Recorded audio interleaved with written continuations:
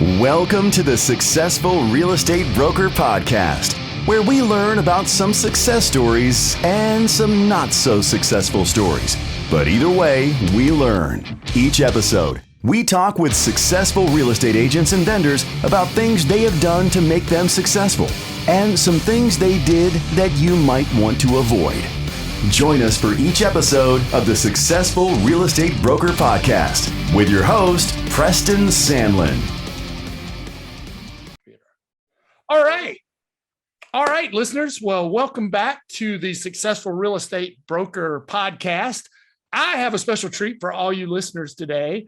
I have a friend of mine that we have run into each other at multiple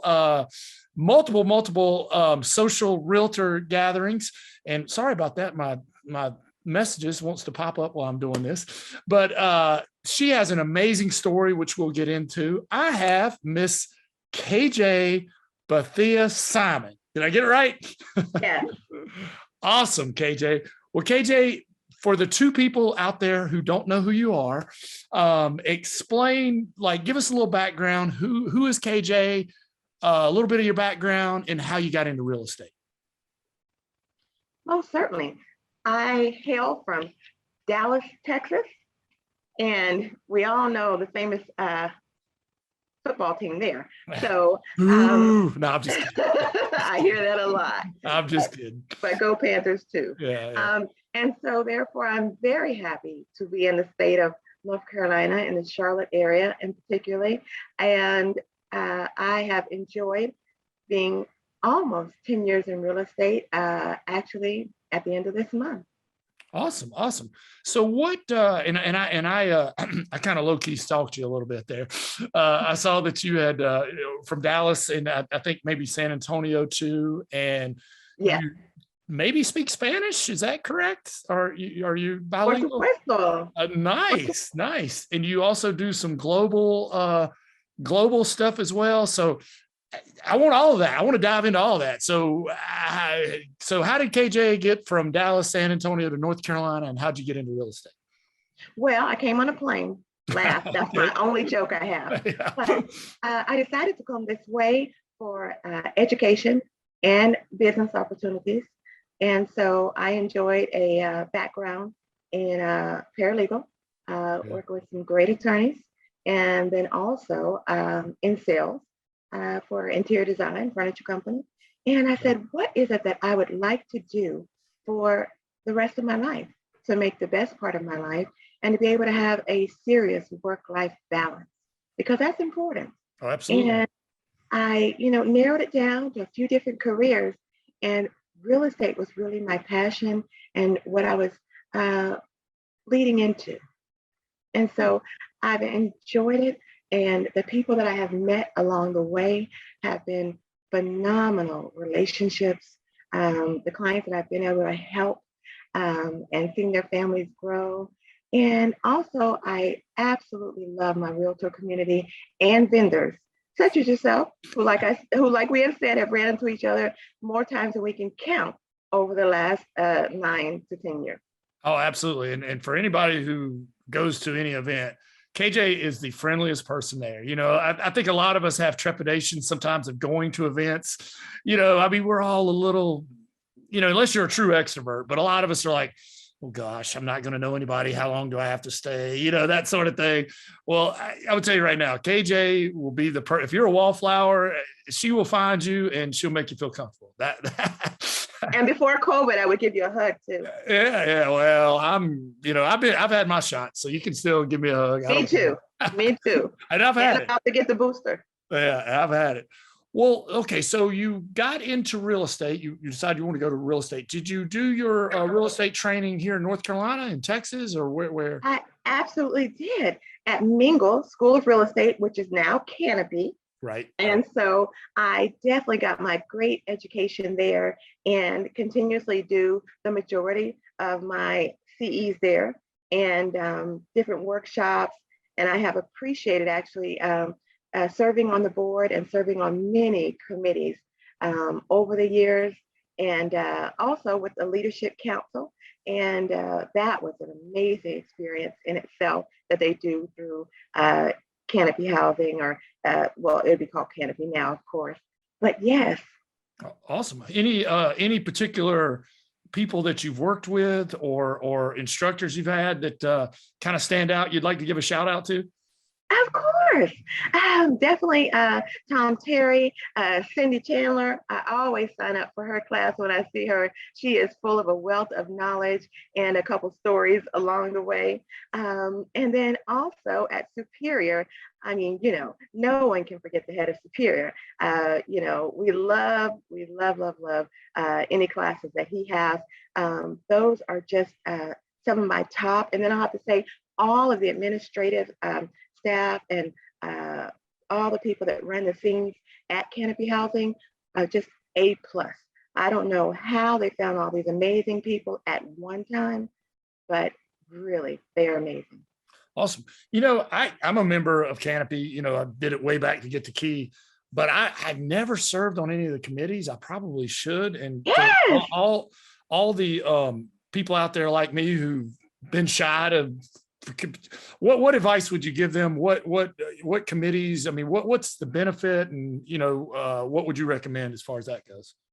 Well, as I lovingly call you, Mr. Fancy Pants, I can't imagine how you could not have served on the committees, and yes, you would have very valuable information, and certainly you would stand out if you wear your pants there. He is known for his colorful collection of pants. So I would say, though, serving on the committee gives you a voice, and it lends a voice to those whom are in your business that may not have a chance to directly serve on the committee because of their other obligations. However, it is very valuable because, like yourself, you'll speak for the vendors that are in your line and career, with home inspections, and we definitely need that input. So I'm putting you up next for being in one of whoa, I walked into that one, didn't I? Yes. And let me backtrack on that? They're gonna be hitting you up. Yeah, and I have to say, from my own personal experiences, it's nice to know what's happening behind the scenes. Sure. Because a lot of times you wonder, or you have questions, and the best way to get them addressed is directly from the source. Or you wonder, okay, I have to pay all these fees, all these dues, it always comes in January too, exactly. Right after Christmas when I don't have any money. Yeah. I get that $600 bill, like, oh my gosh. Or higher. And then for realtors especially, we pay the quarterly dues and fees. And, we're thinking a lot of times, it's just, you're just paying fees and fees. And what is it doing for you? And if you really look, even on the member information calendar or rundown, that tells you all of the benefits that you do have, or discounts, things associated with it. But on top of that, it really gets your questions answered, and also from a different perspective, because we all live in different areas. Right. And so, like myself, out of Union County, so we all live in different areas, but I work and concentrate, in the Charlotte radius. And it keeps you on pulse to what's happening. Awesome. I'm a Union County person too. I was Mecklenburg for years, but I've been in Union County now for about 5 years, I guess. Okay. I'm coming to your house for a barbecue one day. Yeah, absolutely. Absolutely. Whereabouts in Union County? I mean, you don't have to give your exact address or anything. Well, going out towards Pageland, actually, right before you hit 601. Mm-hmm. Yeah. I'm in Waxhaw, or a Waxhaw address, kind of Weddington area. Yeah. Awesome. Excellent. Well, so KJ, you've been in real estate about 10 years, and you went to Canopy. I saw on your Facebook page, Keller Williams, or is that where you currently are? Or did you start out? Where did you start? Where are you now? That sort of thing, as far as. Okay. Well, it's very simple that I started with Keller Williams almost 10 years ago. So I'm still with Keller Williams, and got the beautiful red background. Gotcha. Yes. And I have so many realtor friends and associates that are with so many different companies, and they're all with great companies. Oh yeah, there's a bunch. Yes, such as myself. And I have to say, I definitely bleed the KW red, and I love to have my input, and they welcome you with open arms with your questions, and just a very family vibe. And they've been, with me through a lot. Oh And we'll yeah, get into I that a love little bit. KW. I love a lot of them. I mean, Yes, there's yes, a lot yes. of real estate. There's But so many to name. yeah, Don't get in trouble there. yeah, oh yeah, yeah. No, I don't have any bad thing to say about any of them. But I Yes. am some things that impress me a lot about KW is they open their books. I mean, they let everybody see. They're very Everything. open. Red Everything. Day, all that stuff. Bold. I've been through a bunch of those, and Bold Yes. is great. Even if Yes. you're not a real estate agent, it's any type Correct. of business. Correct. It's Any great. line of work that you do dealing with the public, most certainly. Yes, Bold is fantastic. Awesome. Now, do you work, do you do buyers and sellers or primary one side or the other, or do you work with both? Buyers and sellers, I love them both for a bevy of different reasons. And you get a different perspective from each end, which is actually can be beneficial, when you are working with the other side or both sides. Oh yeah, absolutely. Absolutely. And, it's a little tough being a buyer's agent these days from what I hear. We'll get into that. We'll get into that. And I have a lot of real estate questions I want to ask you, but I have to get into the major thing that you and I talked about, near and dear to my heart, because, you had something major happen in the past, I guess, year and a half. And it ran a little, and I'm not going to steal your thunder or anything. I don't want to. No, you get right back. When I heard your story, when we were talking about, and I knew some of it from Facebook, it was very near and dear to my heart because my wife just donated 65% of her liver to her mom.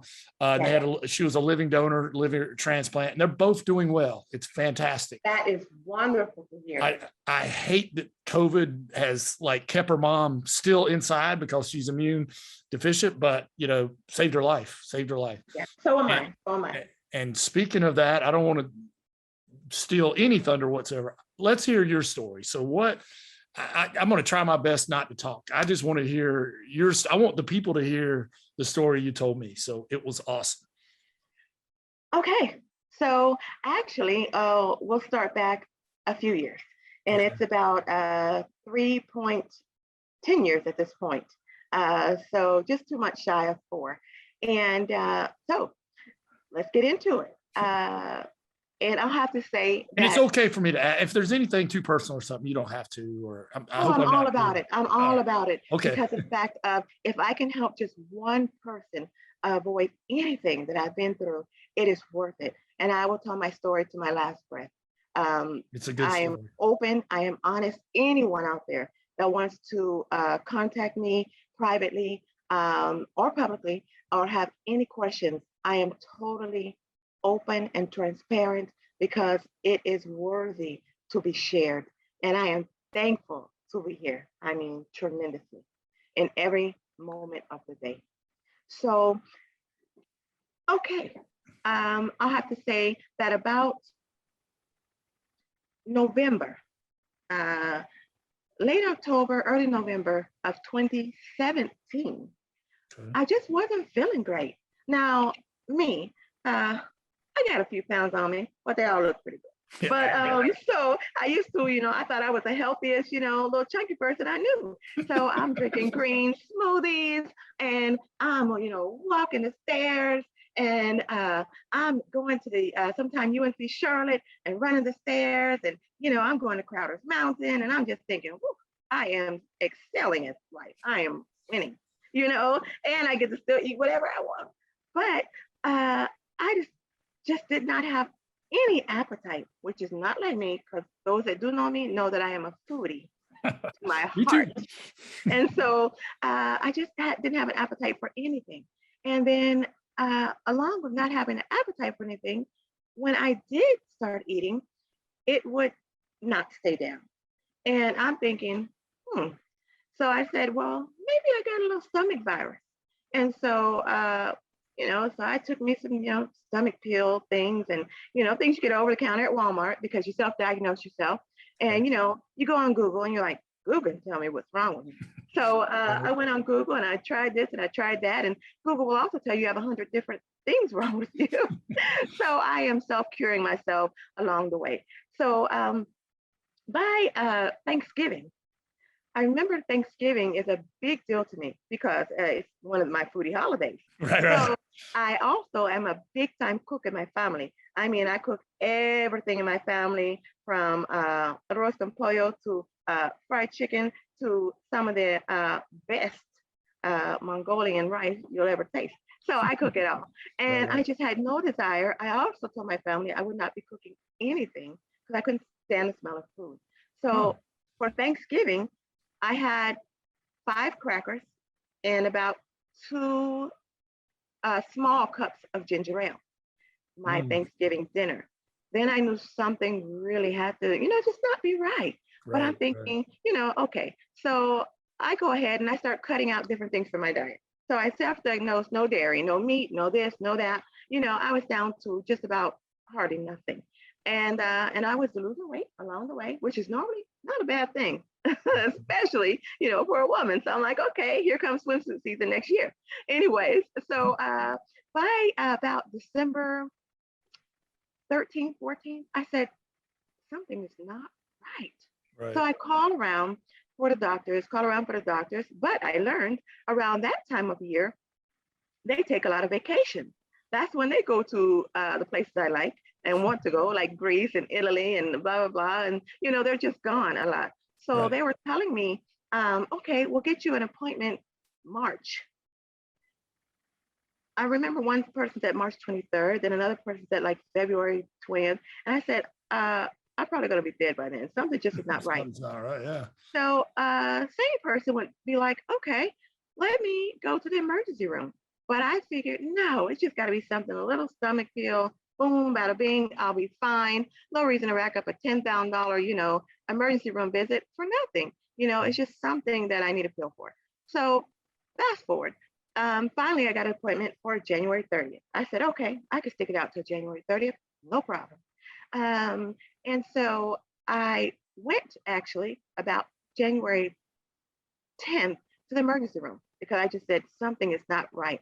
Well, when I went and I told them what was wrong, after I had waited about 2.5 hours, I felt a little bit better and just went home.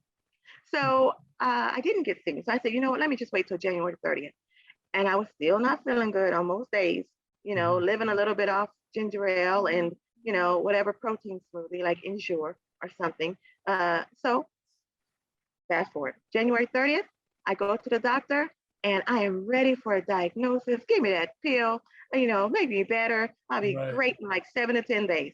I go to the doctor, won't say the doctor's name or the area. So I go to the doctor and I'm there and she essentially says, nothing's wrong with me.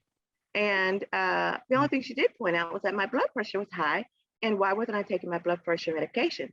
I said, well, first of all, I don't have high blood pressure. And second of all, I don't have high blood pressure medication. Right, right. So she looked and she said, no, I'm seeing the last 3 times you've been to see a doctor over the last year and a half, you've had high blood pressure.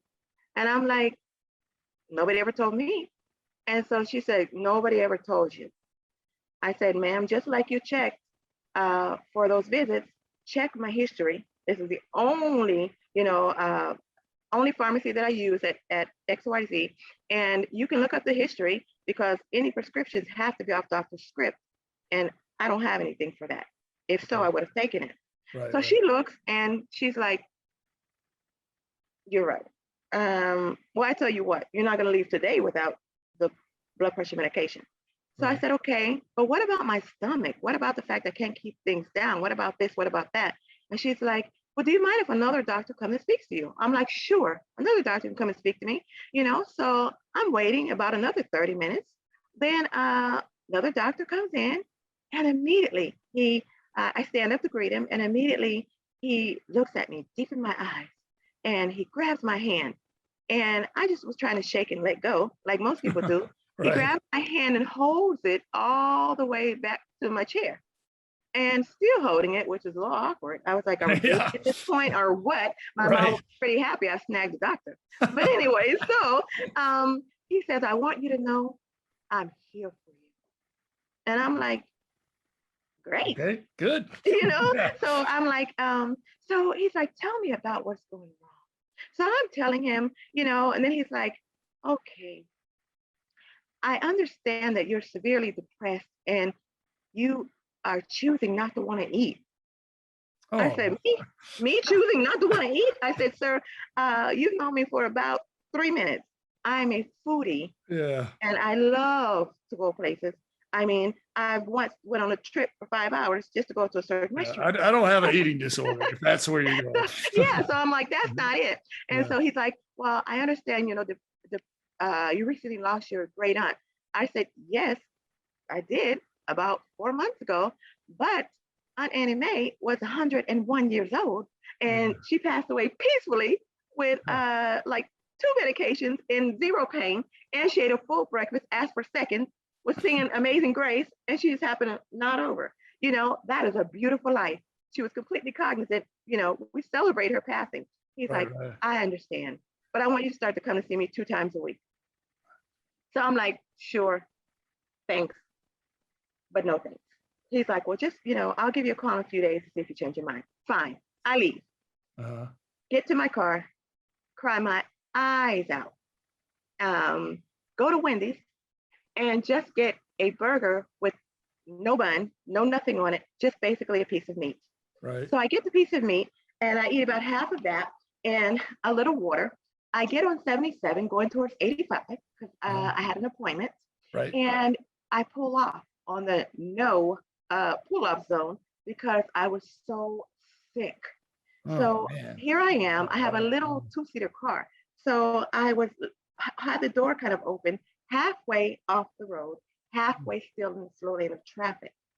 Oh, gosh. So exactly. And my head is hanging out the window. And my thought is, while I'm not keeping my food down, my thought is, here is where I'm going to die. And I'm going to die on the side of the road. And worse, nobody's going to know what's wrong with me for real. They're just going to assume maybe car trouble and she got hit really bad and that's how she died.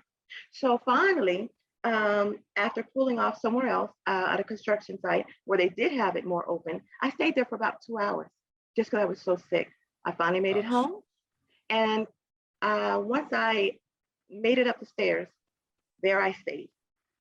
There is the next morning, I start getting phone calls back to back to back, like maybe once every 30 minutes or something from a private number. Now, realtors give out their cards to everybody. We don't want private numbers just showing up calling us, maybe saying something crazy. So I don't answer private numbers. So finally at 6:42 p.m., I remember just saying, oh, who is this? So I answered the phone and she says, can I get your full name and date of birth? And I said, no, scammer, you cannot. Yeah, your social security number too. And date of birth. And so she says, oh, I'm not a scammer. This is the doctor from yesterday. And so I said, the doctor's not going to call me at 6:42 p.m. at night. Tell me what I had on yesterday, because she had complimented my outfit. And so she was like, blah, blah, blah. I said, okay. She's like, well, I need you to pack a bag and go to the emergency room.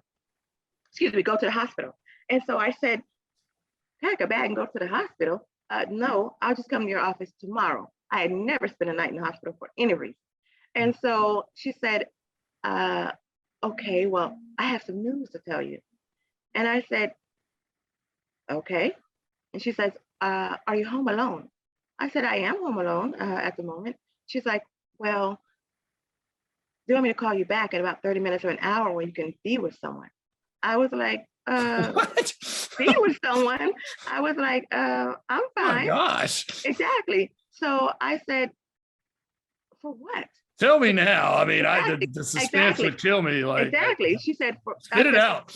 Yeah, for what? And she's like, well, like I said, I have some news to tell you. And I said, okay, not like I have a, deadly, disease. I said AIDS. I said, or something. And she said, no, it's nothing like that. I said, well, it's not like I got 6 months to live. Crickets. I said, hello, I told you another joke. And I heard you. Oh, Do you boy. know how kidneys work? And I said, well, I know you got to have them. I mean, real estate is my thing, not medical. So I'm like, I know you got to have them. So she says, yes, you do. And a normal kidney is a 1. Yours is over 13. And I said, well, fantastic. I said, mine's working overtime then. She said, no, not fantastic. I don't have any patients alive past a 10. And I said, a 10. On the phone, I'm like, a 10, and I'm over 13, and I'm alive, and I'm having this conversation internally in my head. And so I said, what are you trying to tell me? She's like, I'm trying to tell you that you need to pack a bag and you need to go to the hospital. They already have a room with your name on it. They're waiting for you. If you don't get there within 4 hours, you are going to have less than 48 hours to live. Wow. Wow. Wow is right. So I'm looking at the phone and, it's kind of like, is this thing on? Are you talking to me? Like I said, I'm sorry, I don't understand what you mean. I don't understand what you mean. I said, yesterday I was plumb crazy. Yeah, y'all And just today, thought I had an eating disorder. Exactly. And today I'm dying. Yeah. She said, yeah, I know. I said, so I wasn't crazy, right? I was dying. And you pushed me off. And she said, I apologize, and you need to get to the hospital. I said, so if I was your sister, what would you tell me? Because I was trying to just gauge how serious this is. I know she said 48 hours, but I'm trying to gauge. I mean, even in the movies, they give you 6 months. Yeah, exactly. To live, so I'm like, okay. And I said, if I was your sister, what would you tell me? She said, you were my sister. I wouldn't even let you pack the bag. We would just go now. Yeah. Gosh. So here I am in my 30s, writing a will, a living will, and living testimony, and just trying to figure out everything in the world that I have to write down for the last stage of my life. And it's not like I got 6 months, it's literally less than 48 hours. So I am trying to take, time to do that. In between, of course, I thought, let me call my best friend, my mom, my older sister. So I'm calling, and I'm calling like on 3-way with my mom, my sister first. They hang up on me 2 or 3 times, telling me it's the worst prank in history. And my mom, God bless her, she's like, don't you even play like that. That's not even funny. Click. And call my best friend, she's the ultimate jokester and prankster. She's like, really? You gave yourself 48 hours? You could at least said a year. You're crazy. You'll never get me. She hangs up on me. So here I am, no one to talk to because they all think I'm not telling the truth. Well, my sister, who is the FBI of the family, she calls down to Charlotte, she's in Virginia, to the hospital and asks and inquires. And they say, no, she's not here, but we're waiting on her. And you being her sister, you need to get in contact with her. She needs to get here. At that point, of course, they knew. They called me back, and I'm like, listen, I love you all. I have 0 time to think about crying, 0 time to think about anything but staying focused on what I need to do right now in this moment. So I said, my best friend calls me back because my sister calls her. So she's like, oh, I'm coming right now. I said, no, I don't need any distractions. I will give you a call when I'm ready. So what do you pack in the last bag of your life? I packed my Bible. I packed this amazing book given to me actually by Mark Ramsey called The Prayer of Jabez. Excuse me, I didn't have that book yet. I'm sorry. I took my Bible and I took my clothes, some cute pajamas. I was like, at least I'm gonna, die cute. So my pajamas, my little cute head wraps. It's funny. Yeah, my cute head wraps, definitely a girly girl. I'm gonna die cute. So I'm like, okay, if I can help it. So I packed my bag, called my girlfriend, said I'm ready. When I come out the house, while I'm waiting for her with my backpack in my purse, apparently I was overwhelmed and I fell out in the yard. I fell out in the yard, and things like the exorcist were protruding from my mouth. And my neighbors came out, and uh, they assumed, because by that time it was probably like 11 o'clock, they assumed I probably tied one on. And they were like, "You okay? You had a little bit too much." And I'm like, "I don't even, really drink." And so my best friend had put up at that time and didn't know they were my neighbors. So funny. She jumped out the car, "Here I am," thinking that they were trying to rob me because my purse and my suitcase out there. Anyways, they're like, "No, we're neighbors." They load me in the car. Okay. So my best friend, I told her, "Well, listen, since I don't know if I'm going to come out of here or not, take me by Taco Bell." That's the only thing that's open at that point. I was not hungry. But I'm like, "Take me by Taco Bell. Let me get a taco." And she's like, "A taco?" I said, "Well, there's nothing else open. I don't want to just, I got to eat something." So she's like, "Okay." She takes me to get a taco. I can't keep that down. I said, "Okay, take me to get a milkshake. Take me to Cookout, because that's the only thing that's open." And so she's like, "You can't eat the milkshake." So I'm like, "Just take me. I may never, ever taste anything again." So she took pity on me. She takes me. I'm sick of the dog after that. She's like, "Do not get sick in my car. I love you." So anyways, I said, "Okay, do one last favor for me. Since we had to go downtown Charlotte," I said, "drive me through the city instead of the highway. I want to see the city lights. If that's the last thing I'm going to see, I want to see the city lights. I want to see something happy and vibrant. And let me take a picture, because everybody that knows me knows I'm going to take a picture." I know. Yeah. So I did. And I'm sick of the dog. So she says, "Are you ready now?" I said, "You know what? Let's do this." So we get to the hospital. And from that, I almost don't remember anything for a moment. It was a whirlwind. So one day I open my eyes and I feel like a tube coming out of my chest. And I'm like feeling it, like, "What the heck is this?" And I've got a scar right there. I don't know if I can see it. I have a scar right there from where the port came out. And then there was another tube threaded through my carotid artery. And there was something else, going through my carotid artery. And there was something else like threaded through my heart. And I'm like, "What is this? What is this?" And I'm feeling down, looking down, and I look over to the left and I see my mom. And I'm like, "What are you doing here?" And she's like, I've been here for like the last 2 weeks." And I'm like, 2 weeks? Wow. Where have I been? So I said, "What is all of this?" She said, "You had surgery." I'm like, "Surgery?" And she's like, "Yes.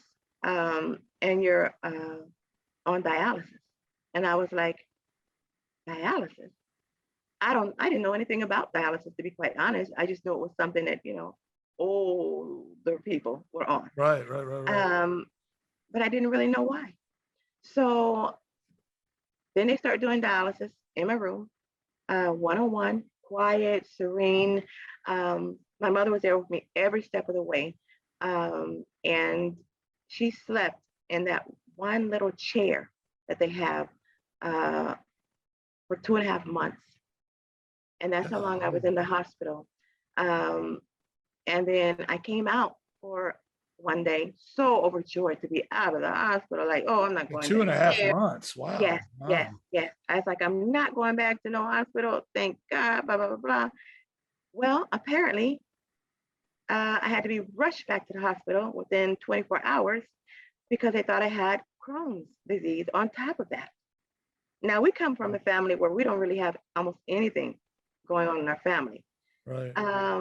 So I spent another 3 weeks in there because that's abnormal for someone to have, the kidney failure and the Crohn's, and it will be doubly as bad. Thankfully, after all the testing and such, and I did not have Crohn's disease. So that's a great thing. So you were, don't mean to interrupt you, but you were in the hospital for 2.5 months with kidney failure, and you were out for how 24 long? hours. 24 hours. Right back. And then right back because they thought you had. And how long were you back the second time? 3 weeks. Golly. Wow. Yeah. And again, my little mommy, 4'10", even though she says she's 5 feet. With heels. Exactly. She was there every step of the way. Well, that's good.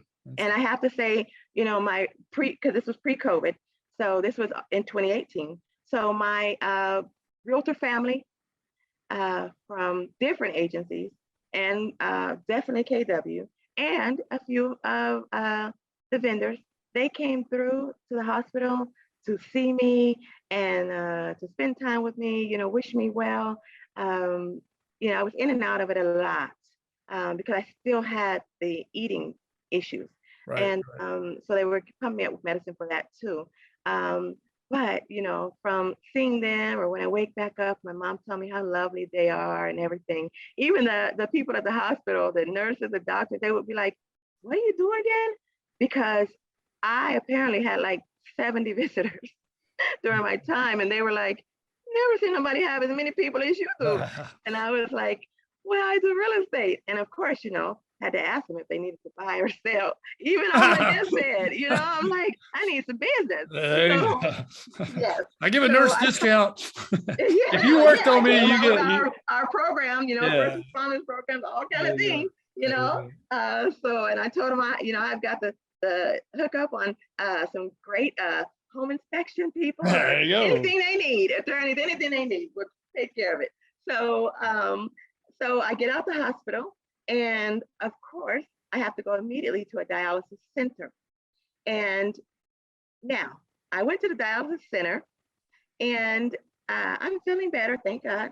And they, get my information, and they take me back to the secured room. Now, I never have been in a dialysis center in my life, and the one-on-one serene environment in the hospital. I go in there and I see about rows and rows of people, probably about 50 people, and they all are laid back in the recliner, chairs like this. And I turn around in my heels and run out of there. I go to the fire exit. And so the nurse and a couple of other people, they come out, after me, and they're like, Miss KJ, where are you going? And I'm like, oh, no, you're killing people in there. I'm not going there. I say, whatever you did to them, you won't do to me. Yeah, right. So they're like, no. They're trying to convince me to come in. I'm like, So they talked to me outside for like an hour and a half. I was not going back in there. They're like, well, you're going to have to come back tomorrow because you have to have it. So go ahead. I was going to ask you, because I've heard of it, but I don't know. So do you have to do dialysis for how long, and how often do you have to do that? Dialysis for me was most of the time 3 days a week, 5 hours a day. Wow. So that machine was taking the place of what your kidney should be doing? Correct. So what your kidney does, and people only need one to survive and live the rest of their life. The people that have two that work fine, that's awesome. And a lot of people do living donor of their kidneys because you only need one to live the rest of your life. And I learned that a lot of people, not an overwhelming majority, but a lot of people are only born with one. I know that. Yes. So I didn't know that. And then, people do living donors, and they recover a lot of times in anywhere between like 3 to 10 days and never have an issue. They're just angels to me. So, excuse me. So, I was going to dialysis 3 days. Tuesdays, Thursdays, Saturdays were my days. And so both of your kidneys had failed, I guess? Absolutely, both of them. People have stages, I've learned, from 1 to 5. Mine had blown all the way through any stages. Wow. And I don't mean to interrupt you. I'm just curious.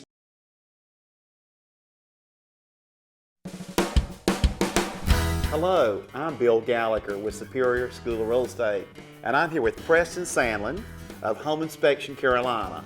Preston, I've always liked your style, especially those pants, and also I've been interested in the home inspection business for a long time. Well, Bill, that's ironic. I've always admired your style, and I've always admired your ability to educate these fine folks for sometimes 4-8 hours a day. I wish that I could do what you do.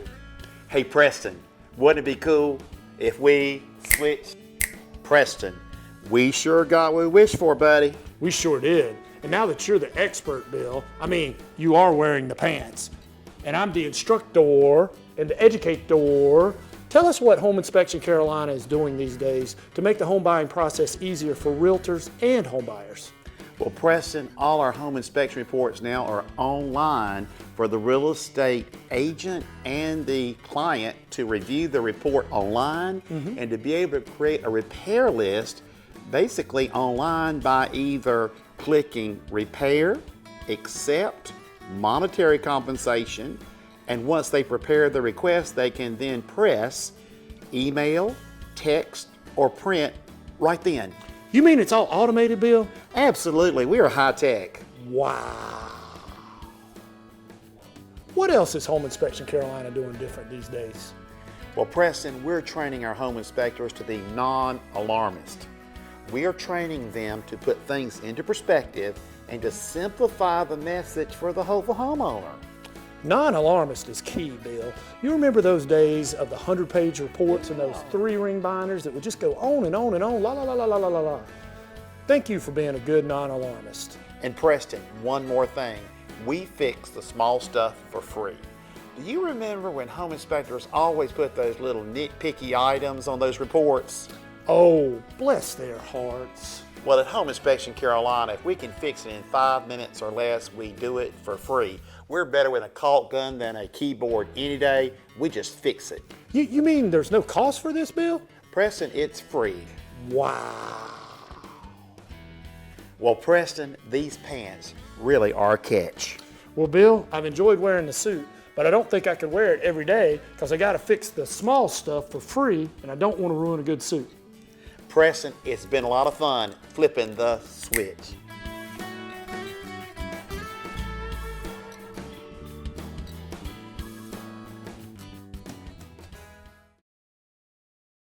What? I mean, is that hereditary? Is it dietary? I mean, how? They don't know, or how? What?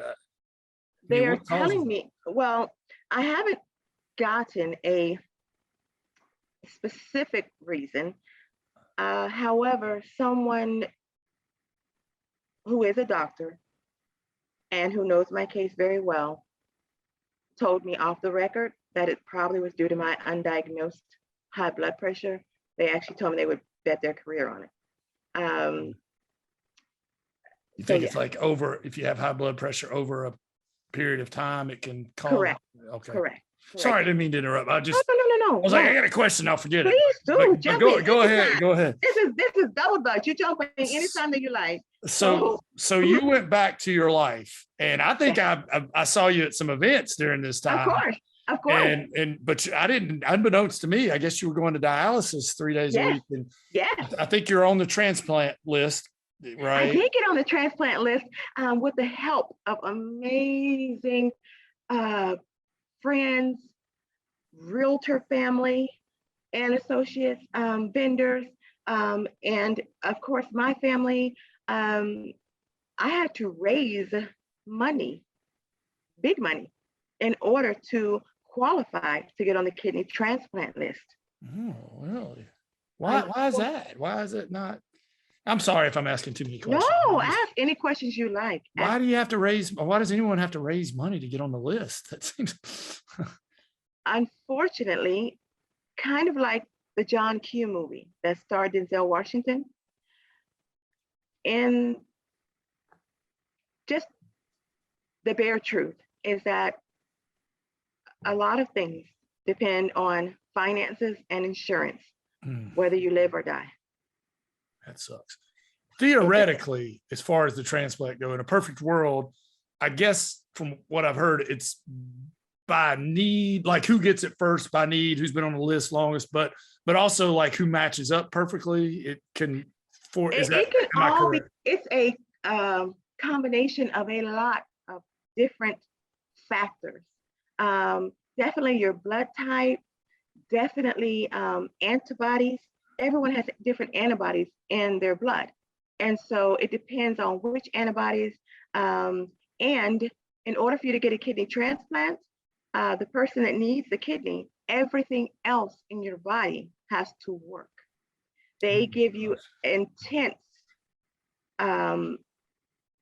different requirements that you have to do. Right. For instance, taking all the blood out of your body and then putting it back in, it wears very badly on your heart. Oh gosh. And so some people that have been on dialysis for an extended time period, I'm saying 3 years or more, a lot of times they no longer can qualify to get a kidney because of the dialysis. It is worn so much on their heart, or other parts of their body are worn out from it, that they no longer will ever qualify to get a kidney. I mean, I hate to ask this, but I have to. I mean, do some people just die? Is that, Absolutely. And in my dialysis treatment, I happened to be in dialysis for 2 years, 11 months, and 12 days. Not that I was counting, but I did witness 3 people while I was on the machine. So they just never got a donor, and they just didn't. They passed on while I was on the machine. Oh my gosh. And since the machine has you hooked up with basically 2 large needles in your arm, usually, there's nothing you can do. You have to have your treatment, and so they try to bring a partition around or things like that. But a lot of things happen. I mean, I was extremely sick on dialysis, almost every treatment. Do they tell you? I mean, I'm curious, is there like an average amount of time you can go on dialysis where, like you said, if you don't get it within that first 3 years or something, your chances go down of surviving? Is that what I'm? Well, actually, now that I'm in the community of kidney failure and dialysis survivor and all of that, and I'll get to it, also kidney recipient, transplant recipient. The story does end well, not Yes, spoiler alert. Spoiler alert. Here I am. Here I am. So in 2021. So yes, it does end very well, and it's going to keep going on. So I'll get to that point. It's amazing to me though, because when I'm doing the math on this, I'm sitting there thinking, I know I saw you at a couple of events during that time. I would be extremely sick. But you were smiling face. I never would have known. Yes. You were definitely putting on a good face. I had no idea until you put it on Facebook when you were going through the transplant. I was like, I didn't even know she was sick. Yeah, I was shocked. I put it on there, and people did not know that I walked around in my nice, pretty purse with 3 different medications just for nausea. And I walked you put around, on a strong face. I walked around with no less than 5 emesis bags, which means kind of bad. I just can't imagine like how you could be so like, and I know in your mind you're thinking, I mean, you might be faced with your own mortality here. Right. I mean, every dialysis treatment, it just, I of course face it, but I would, carry mouthwash and toothpaste and toothbrush. And I would, at a drop of a dime, I could be at a house showing out, about to go into a realtor function and, have to use the emesis bag, and then quickly in the parking lot, brush my teeth, use some mouthwash, and go right on in, put my lipstick back on, and or excuse myself at a house showing, I'll be right back, and handle the business I needed to handle, and was back in a few minutes. Wow. Because you're an incredibly brave, that's just, well, I want you to tell the story about the transplant, because that's an amazing story. Yeah. But I also want to ask, I don't know if it's better. Yeah, I don't know if it's better to ask now or after you tell that. I want to know, like, when somebody has a near-death experience or something, it's like they experience their priorities change, like things that you thought were important are not important. And you must have gone through that. And you probably carry that the rest of your life. Like some people say, and I don't want to put words in your mouth, but some people say that some of their near-death experience after the fact were the best thing that ever happened to them, because it made them reevaluate everything in their lives. And I'm curious to know if that happened to you, but I don't know, maybe you want to say that after the transplant story or before, I don't know. I absolutely will answer that. So also to answer your question that you asked before, I have heard, and now know people that have been on dialysis for 20 years, 30 years. Wow. Yes, they just aren't eligible usually to get a transplant anymore. But yes, so they can still live, a portion of a quality life, with being on dialysis. It's just extremely tiring, extremely draining. And the day you go to dialysis, your whole day is shot. You can't do anything basically after that because you're so worn out. And then typically people are like, oh, so the next day you feel amazing. And I would not quite be honest and say, yeah, feel great. And I did not. The only day that I usually felt really good was on Sunday or Monday, because like Sunday night, Monday, because I had a chance from Saturday dialysis to have that rest of the day to just lay down, and then Sunday feel semi okay, and then by Sunday night, Monday, I'm feeling great. But then you go back to dialysis again on Tuesday. So anyway, I had no idea. Wow. Yeah. So back to the good part. So I go on dialysis. They finally, yes, did get me to sit down. They actually also, I had to go for 3 more surgeries on my arm because my arteries, they just didn't want to work. So they have to only be able to temporarily do the catheter, usually like or the port, like 3 months. Mine stayed in for about almost 9 months because they could not get my arm to work, which is traditionally where you do the dialysis from. Or some people do it in their stomach. So it's my beautiful survivor arm. So first they did one surgery to about right here, wouldn't work. They did another surgery to about right here, still wouldn't work. They said, okay, we've only got a little bit of your arm left. If this third surgery doesn't work, we'll have to start on your other arm. Oh gosh. And their big risk is that you can basically, they don't want to do both arms because you could go paralyzed in one. They want you to be able to just be able to write or eat, at least with one hand. So the third one worked, which made this fistula. You only see a really light bump here, but it feels like a heartbeat, literally. And it feels also like running water that goes through it. It's a strange feeling, but it also gave me comfort after time, because at night I would hold it, because that feeling let me know I was alive and that I was thriving and that I was okay.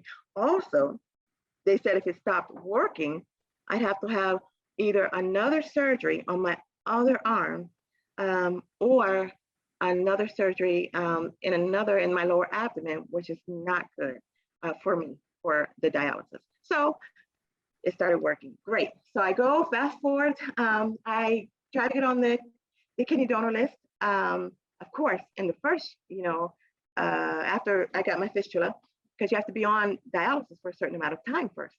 So 2019, I tried to get on the list, and there was a hiccup, and I did not get on the list, and I did not raise the money requirement to get on there. So 2020, I was like, okay, I've got to make this happen. I've got to make this happen, whatever. And so me and my closest family, we were going to, try to get the money. They wanted to go 40,000 to try to get the money. Exactly. And, I didn't want to ask anybody because that's not who I am. I'm a giver. I have been volunteering also on about 14 different charities, and including many with canopy housing for the last 10 years. So I'm a giver. My father, growing up, in my life, a minister. My mother, a social worker. I am from a family of givers, givers of time, energy, effort, and sometimes financial if we have it. And so I didn't want to ask anybody. I felt really shame, about that. But my financial coordinator of the transplant center said basically, so you want to die, right? And I thought, how rude of her to talk to me like that. I mean, come on, I'm a Christian, but don't get cussed out. So anyway, I said, what do you mean? She said, so because you're too proud to ask anybody for any kind of money or donation, you're choosing to die. Oh Because my if you gosh. don't get the money, you're not going to get on the list. Hmm. And so I didn't want to die.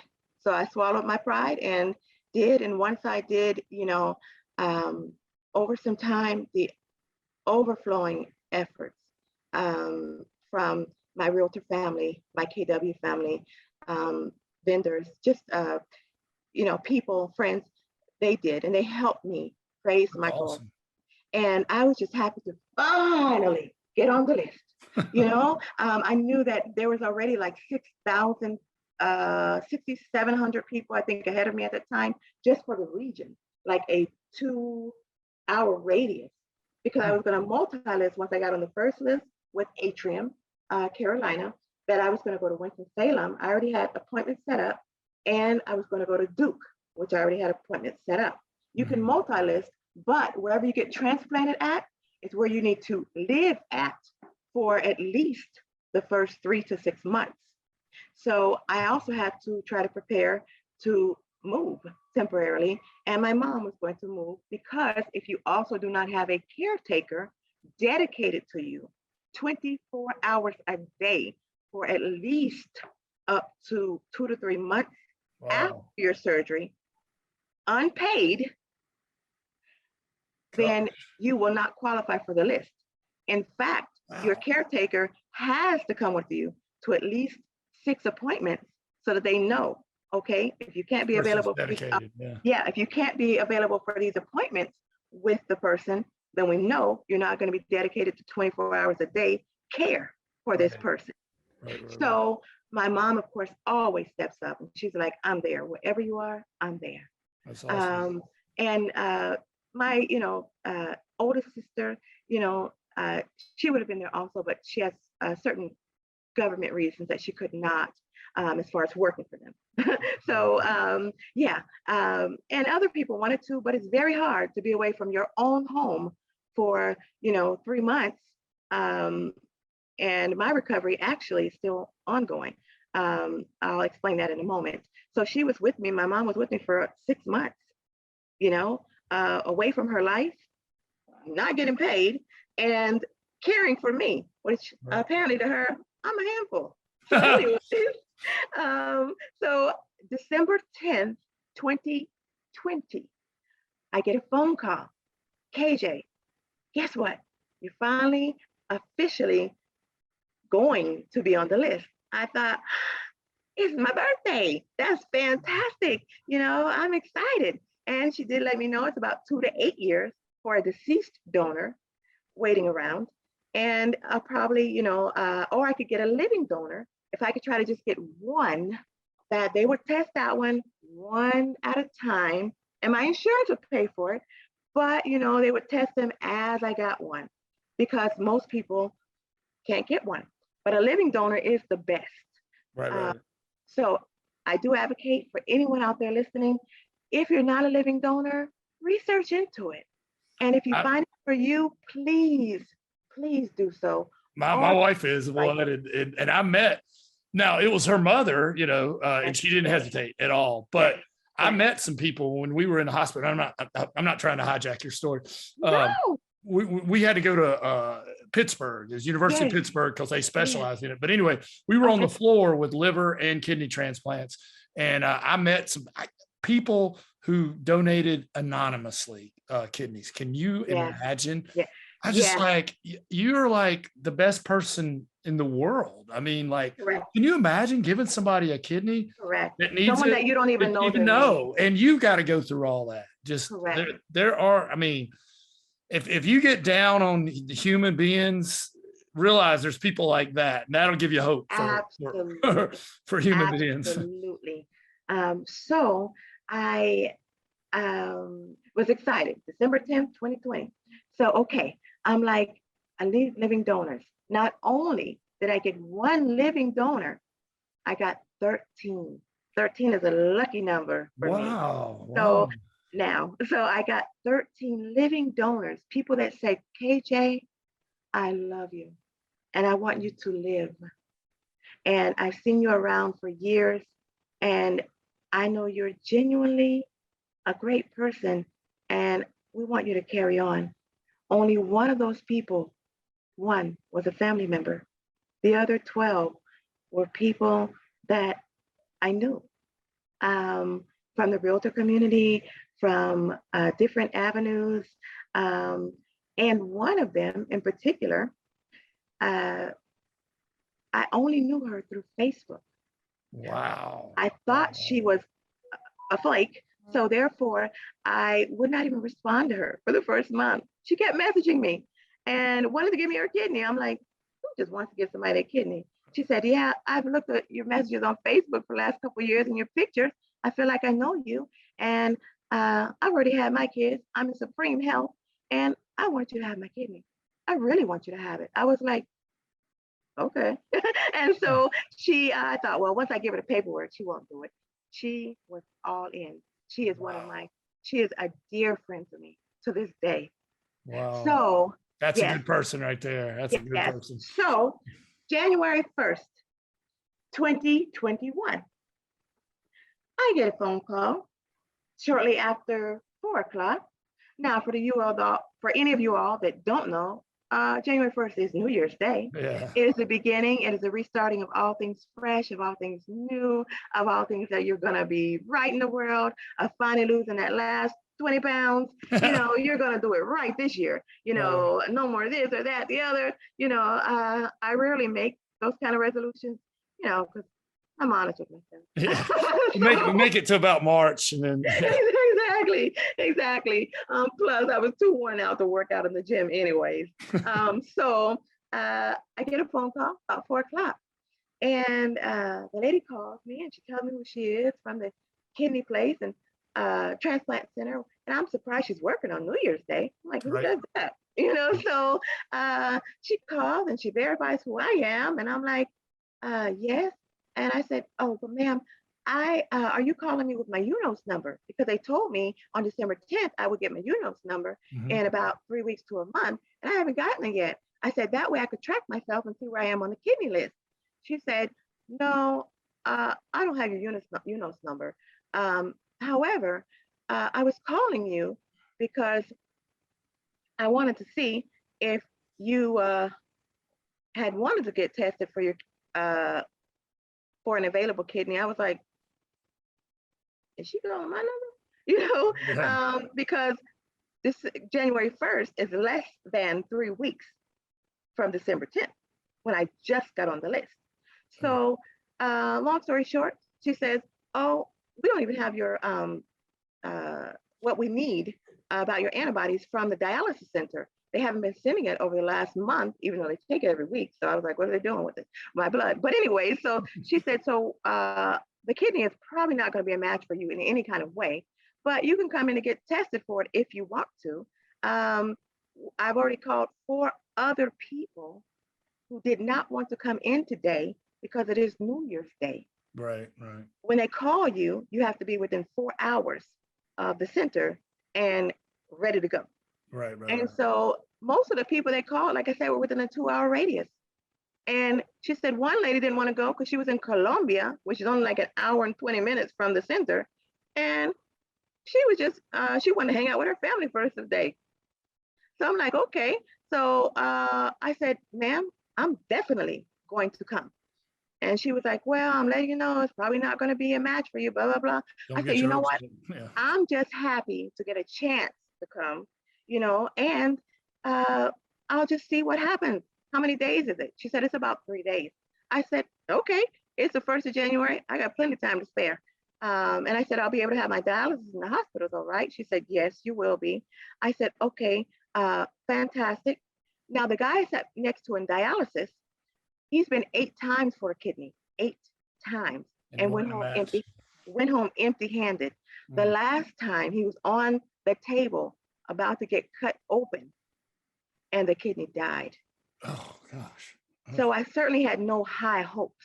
Right. So I go, and there I go. Of course, my little mommy, she's done, came from out of town, and she's there, in a matter of hours. And so, day 1, day 2, day 3, day 4, day 5, I'm like, okay.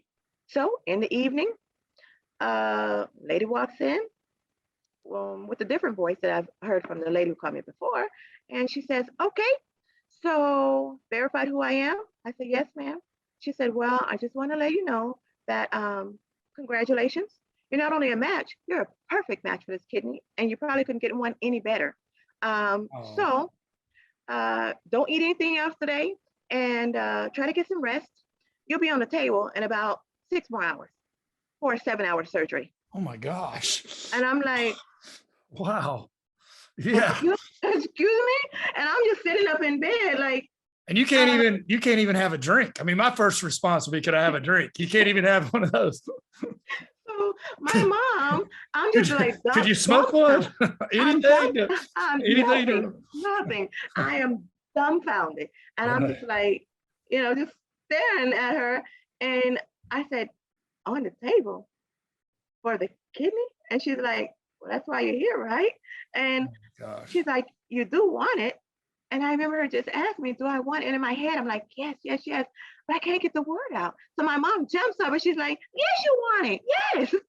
Yeah. I mean, And because so it could be yeah, 8 years now. yeah. So, So I was like, yeah, And so fast forward, of course you can't get any sleep when they tell you to get some sleep. Plus machines are beeping every 10 minutes and the nurse coming in every 15.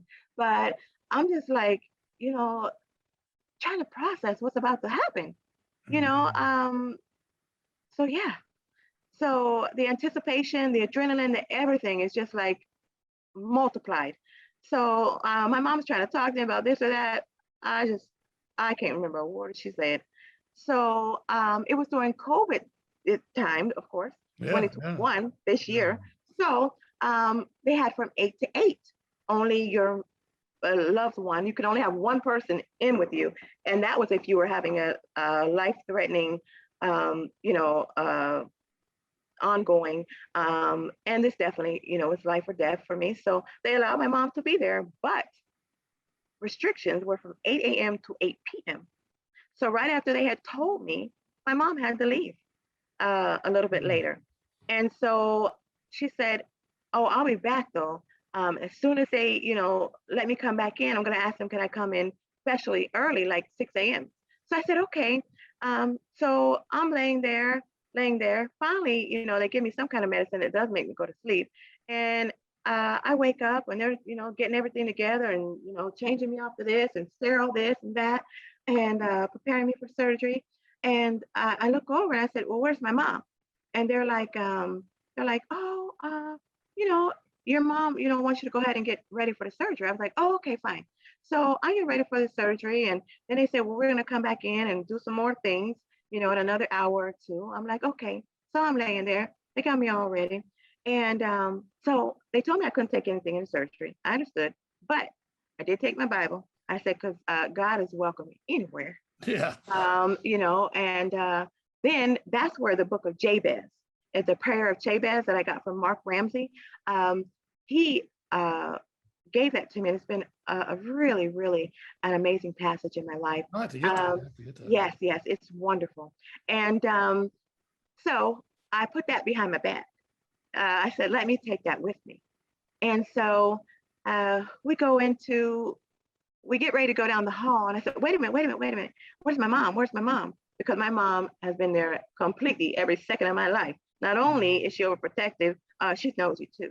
So I was like, where is my mom? And they're like, I said, I'm not going to surgery without my mom. I'm not going to surgery without my mom seeing me before I go in. And they're Right, like, oh, she's here. She's here. She's just in another room. right. I said, oh, okay. I said, my mom is here and in another room.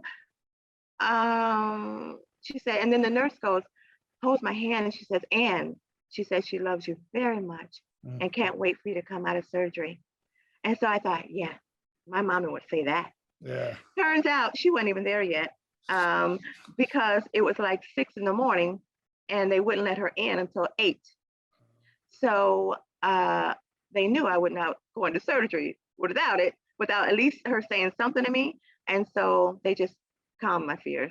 They lied a little bit, but it was a good lie. Yeah, that's a good So one. apparently I go into surgery Right. and the lady says, And I'm telling her all this. Make sure you put a cover on me because I'm going to be cold. Make sure you do this. Make sure you do that. Make sure you do the other. She's like, uh-huh, uh-huh. Make I sure you said, put no, that cute gown on me. I want to be cute. exactly. They wouldn't let me wear my cute gown in, but okay. Yeah. So anyways, and she said, hey, how about this? She said, can you count backwards from 15? I was like, Jesus said 15 or 10. I'm like, yeah. I'm like, of course, anybody could do that. So I'm I laying got there. about I'm like, halfway through and didn't. so I'm like 15, 14, 13. Again, 13, my lucky number. That's the last thing I remember. And so I know I did she's like, surgery once. I remember I couldn't finish it. I know and she's I like, thought the same thing. Of course, I can count to whatever. It yeah, was. yeah. And so I know everybody was like, thank God she's out. So she could Yeah. ask questions, you know. So I remember asking a nurse, you know, I looked at the nurse and I said, excuse me, I'm supposed to go into surgery this morning. I'd like to know, you know, how long before I'm going to go in. And she said, you already went into surgery. You had the surgery. You're in recovery. You have a new kidney. You're doing fine. So I said, what? And I looked down like my hospital gown. I'm like, you are right. You're serious. And I'm Wow. like, I feel no pain. This is good. And she's like, oh, you will. Oh, you probably had some I- morphine or something. Oh, I had tons of morphine. Yeah. Yeah. And so I'm like, yeah, it's not bad. So anyways, so I go to surgery. Yes, I get to see my mom and everything. And she's there with me. I'm in the hospital, you know, for a few more days, which I thought I would be in there a lot longer. Now, what day? This is January. Yeah, we're now about January 6th. 6th. Okay. Yeah, January 6th going January 7th. Yeah. So I stay in the hospital only a couple more days, which Wow. surprising to me. Yeah, I mean, that time before they had you in for Correct. over Correct. a month. But I also learned that also depends on your finances and insurance. So they kicked me out after a few days, and I did get to ring the bell. So you ring the bell when you are on your way out, when you survive something that tried to kill you. Or something like that. Yeah. Yes, yes. And so I was in a wheelchair on my way out. I stayed in a wheelchair for about a week or almost 2 weeks. And then after that, I was on a walker. And they told me I would be on the walker maybe 4 weeks, 6 weeks. I ended up being on the walker for 5 months.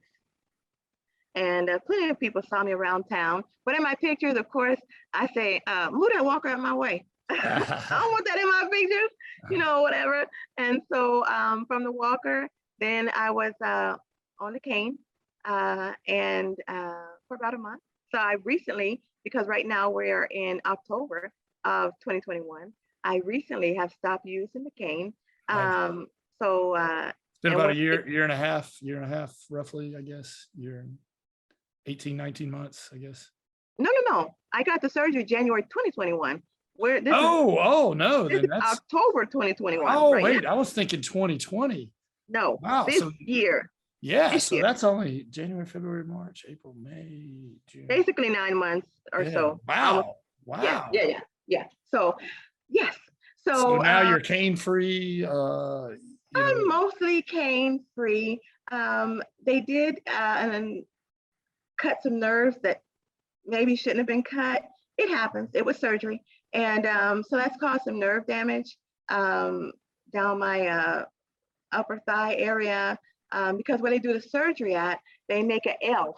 So it's from here down and then goes all the way across your line. Right. So yes, it's a very in-depth surgery. And they no longer take out the old kidneys. So my old dead kidneys are still inside because it caused more of a obstacle. And some people actually died from getting the old kidneys out. So they no longer do that unless they absolutely have to.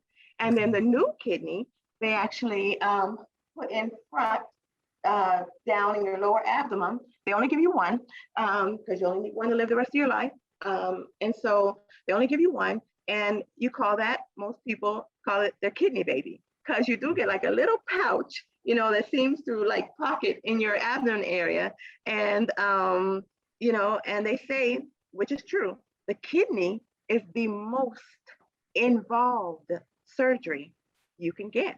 I thought, wait a minute, what about the people with heart transplants, heart surgeries? They said the heart only does one thing. It pumps in and it pumps out. Right. Your kidney does so many other things, which I had no idea. Yeah. And a lot of people who get kidney transplants also get pancreas or liver transplants. I don't know why, but that's also a common thing. There's actually one or two other realtors that I know that have had the kidney transplant and the pancreas at the same time. Wow. Anyway, so yeah, so that's basically, what happened. And I had a very, very hard time healing, which is also why I stayed on the walker so long. For some reason, my incisions just did not want to heal, which I don't want to point out a gruesome picture, but basically the insides were like coming out and they wouldn't like stay in. So finally they're all in and all good.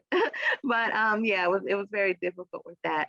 But yeah, so out of surgery, out of surgery, I had to stay in a hotel. Me and my mom, my caregiver, a hotel, because like now, was this in Winston or Duke, or was it here? No, this was Charlotte, uptown. Oh, okay. Yeah, but because A, I could not walk, and B, I could not go home because I had stairs to get up in the house, and then stairs to get up and down, to different things that I would need, like showers, or the kitchen or things like that. So me and my mom had to stay in a hotel because she lives out of town, of course. And then my best friend, she has stairs in her house. So I could not stay there. So I had to stay somewhere that had elevators or flat level, because also you go to the doctor. The first 3 months, I was going to the doctor no less than every single day.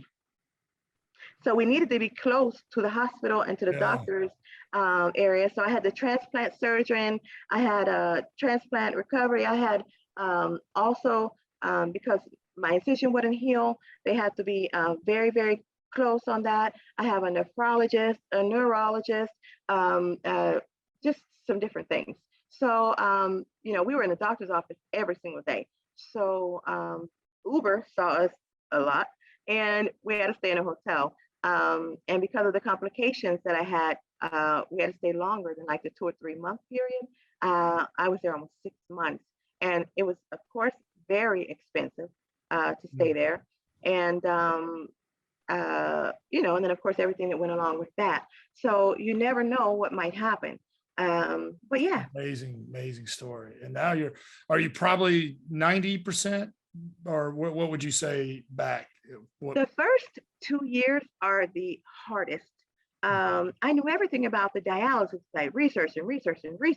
I knew nothing about the surgery, because I knew at the very least I had like 6 months to a year to study on it. And I am a studier. Right. Anything that's going on in my life or happening, I will study up on it. But I hadn't a chance because I had no idea I was going to get the surgery 3 weeks after getting on the kidney transplant list, which is a miracle in itself. To get on the list and then within 2 years get it, like when there's other people that been 20 years and never found a match. No. I got on the list December 10th, 2020. I got the surgery January 2021. Oh, wow. So a month. You were on there a month. Less than a month. Wow. Sorry, my math was, I was getting it's 20 okay. and 21. Right. It's all right. It's COVID years. Yeah. You stick to the home inspection. Stick to home inspection. I have. Okay, so I have 2 questions. Yeah. And it's a fantastic story, and I thought it was inspirational the first time I heard it. I still think it's inspirational, and I hope somebody hears this and it's inspirational to them. And this leads into the question. When I hear stories like this, and I didn't go through it, but I'm kind of living it through you, and I know that at multiple times. You even said I had to make a will at 30. You're faced with maybe dying, and I'm sure that immediately prioritizes things, and you think about things in a way that you've never thought of, and probably like immediately.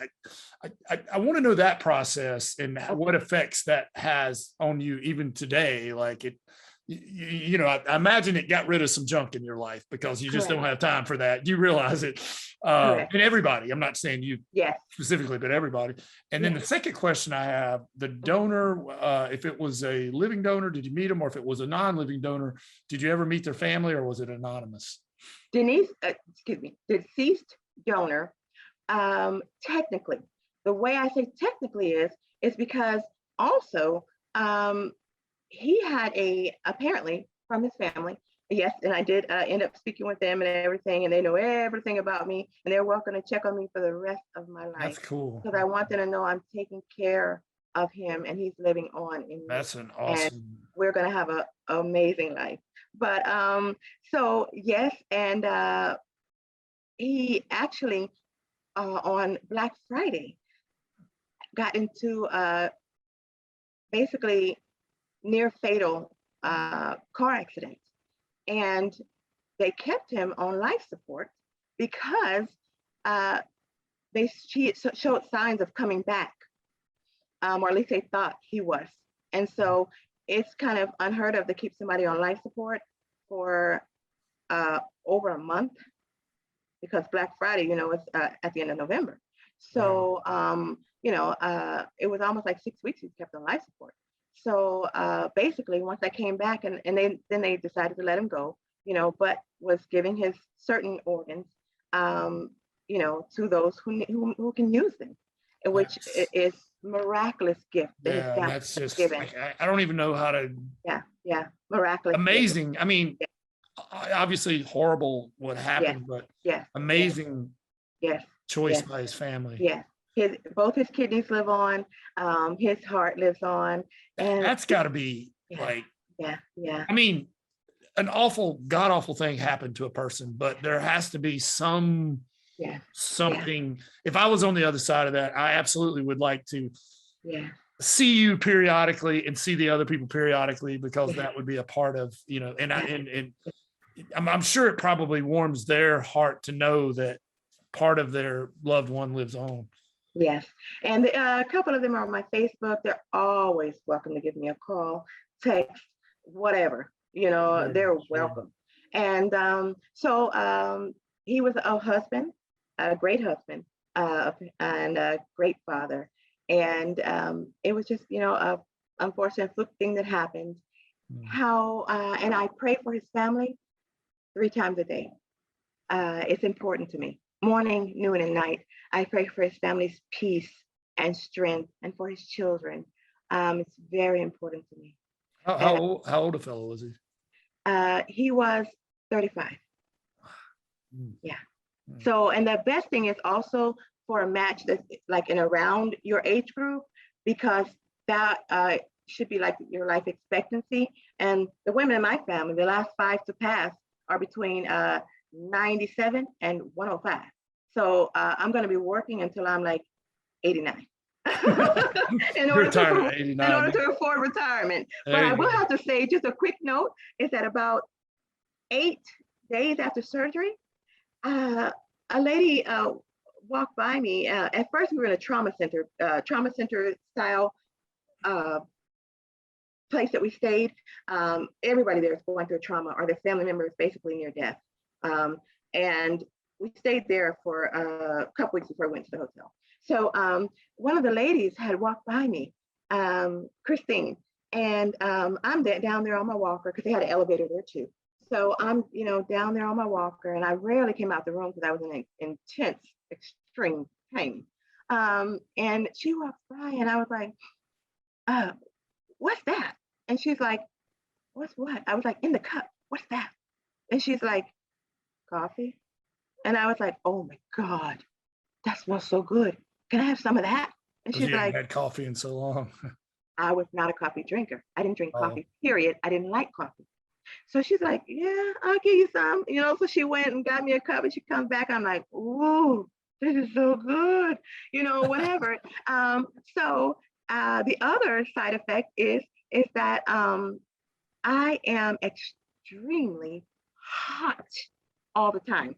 I was an extremely cold person all the time and used to even bring a sweater. Everyone that knows me had a sweater going everywhere, especially in the grocery store and in the movies.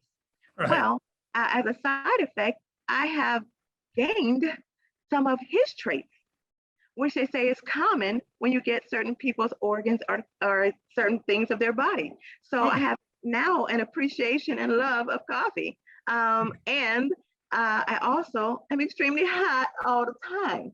The people who have seen me in the last, 9 months or so at certain realtor functions will notice I've been fanning myself to death. And they're like, "Are you okay?" I'm like, "No." Oftentimes they'll see sweat pouring down from my face. I mean, I'm just hot all the time.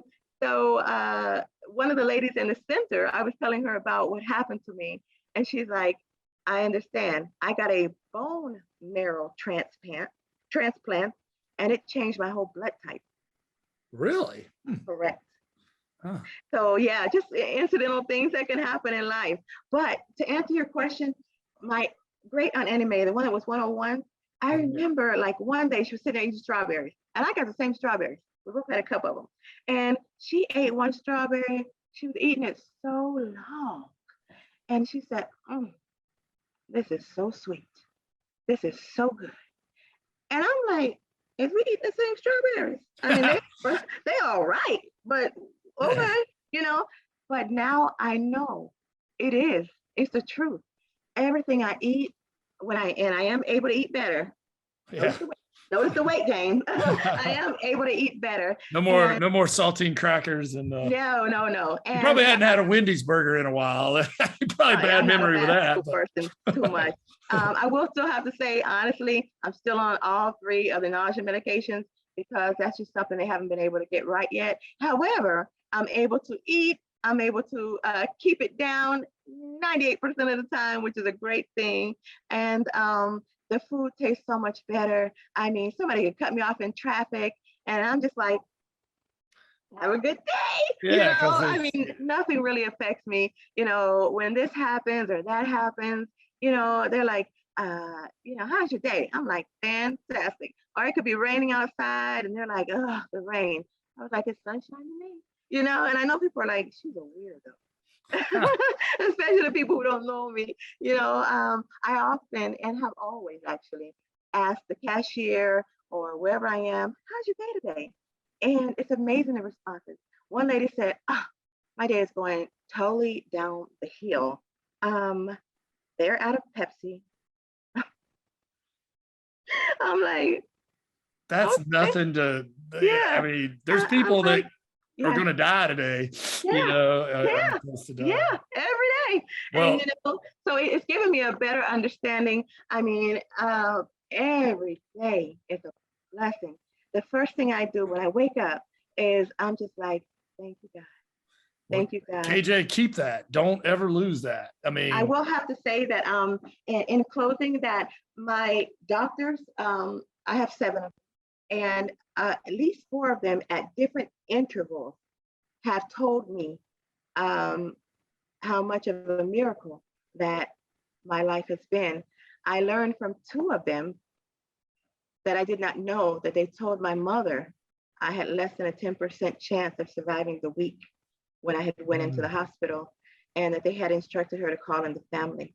She's never told me that herself, and I don't ask her about it because I just want her to have cheerful days. My mom finally started sleeping better after my surgery.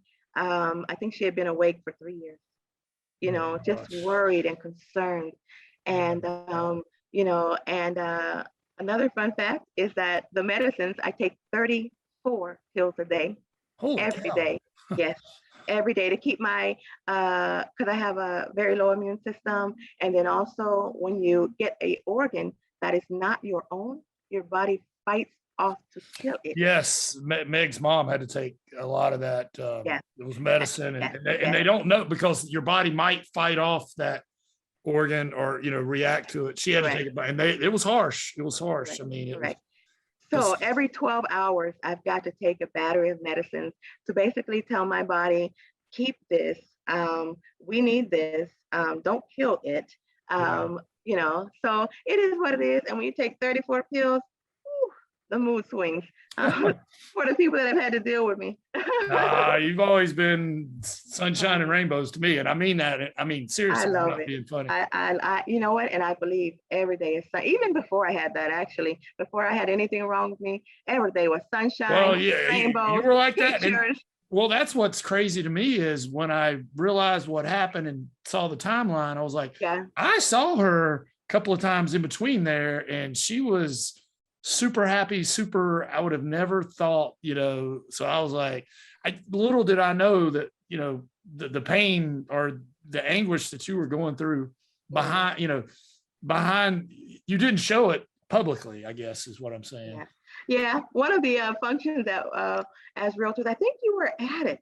It was one of the There was charity, one out of the charitable arm through the Housing Foundation canopy. I actually went right out of that and went to the emergency room. A couple realtors had to help me out because I was sitting there and trying to get through it, and it just wasn't happening. And they're like, I can't believe you came. I was like, yeah, I show up. That's who I am. If I put my name down, I show up. But I did want to tell everyone this, and I want everyone to tell everyone else they know.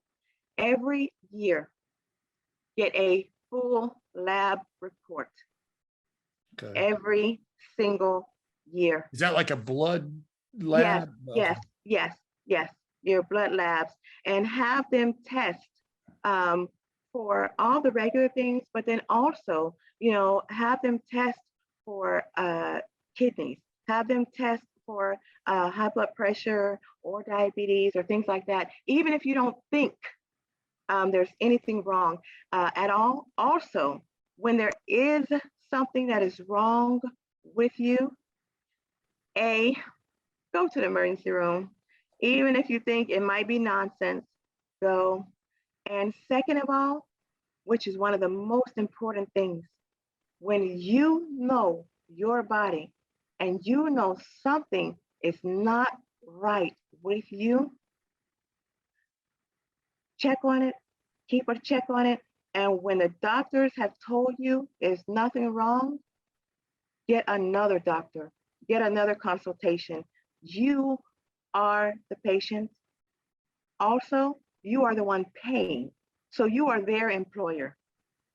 Your insurance is their employer.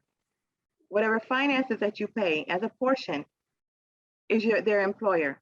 So if you have a provider that will not listen to your concerns, get you a new provider. Awesome. Good advice. Great advice. I'm going to add something to your advice, but although I can't top that, your advice was fantastic. I'm going to add that if you're having a bad day or you're out of Pepsi or something like that, I mean, just think about what KJ went through and some other people went through. I mean, they thought and reasonably, could have died, probably came pretty close, and a lot of other people. So, let that give you some perspective on things. I mean, most of the things that happen to most of us are just an inconvenience. It is no reason to get upset over an inconvenience. If you almost die, your house burns down, you got a problem. But pretty much everything else is an inconvenience, and there's no reason to stop smiling over an inconvenience. And you never do. That's one thing I'll say about you. Well, KJ, if there's anybody out there who wants to know more about your story or would like to follow up with you, I'm sure you've been an inspiration to somebody. Or, I know we didn't talk a whole lot about real estate, but I know you kill it out there in real estate. Would like to know more. I haven't done as much real estate as I'm going to be doing, just because of the sheer enormity of everything I've been through. But when you see me out, or anyone sees me out, say, hey, KJ, or that I heard your story. Well, you'd be lucky to say it to her first, because she'll say it to you. That's right. That's my challenge. Say hey to her before she says it to you. Well, is there an email? Yes. I've got an email. Anyone who wants to can also hit me up on Facebook. That is my exact name on Facebook. Or feel free to email me,